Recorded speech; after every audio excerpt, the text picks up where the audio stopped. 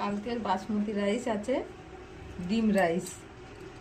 এই যে ডিম সিদ্ধ করে রেখেছি, ফুলকপিও হালকা সিদ্ধ করে নিয়েছি, আলু আর ফুলকপি। আর এখানে পেঁয়াজ, কাঁচা লঙ্কা, আদা রসুন পেস্ট করে নেবো। আদা রসুন আর অল্প একটু জিরে পেস্ট করে নেবো। ফুলকপি আলু সব ভেজে নেবো। কড়াইয়ে সাদা তেল দিলাম।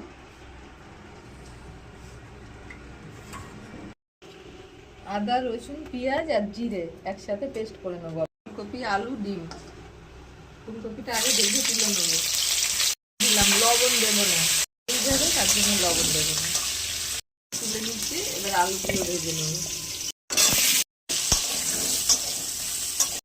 লবণ হলুদ দিয়ে আলুটা ভেজে নেবো।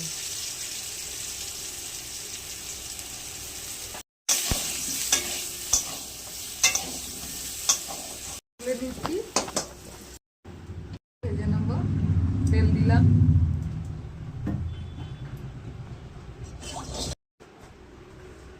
ডিমগুলো একটু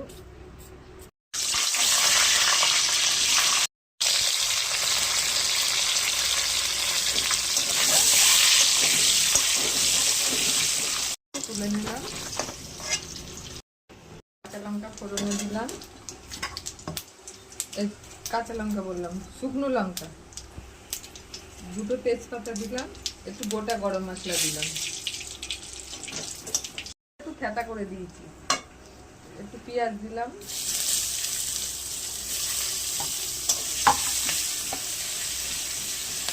ভাতটা ঢাকা করেন, তারা অল্প একটু ঘি দিতে পারেন।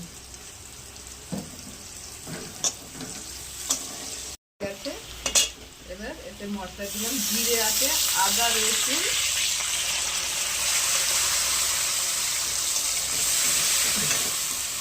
জিরে আদা রসুন পেঁয়াজ বাটা দিয়ে দিলাম, লবণ দিলাম, একটু চিনি দিলাম,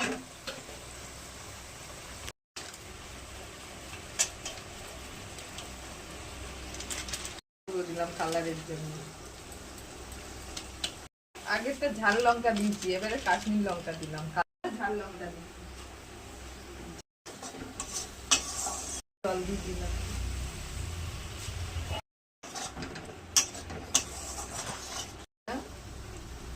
ফুলকপিটা একটু পরে দেবো।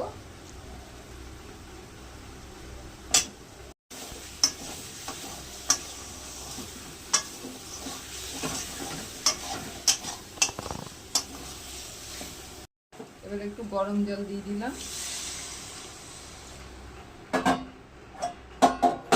আলুগুলো একটু ফুটলি তারপরে কপিগুলো দেবো আর ডিম দেবো, ঢাকা দিয়ে দেবো। দিয়ে দিলাম, আলুটা সিদ্ধ হয়ে গেছে অল্প, এগুলো সিদ্ধ হলেই তারপরে ভাতগুলো দেবো। চাল হলে এখনই দিয়ে দিতাম, কিন্তু এটা তো চাল না, ভাত। Basmati rice, basmati rice.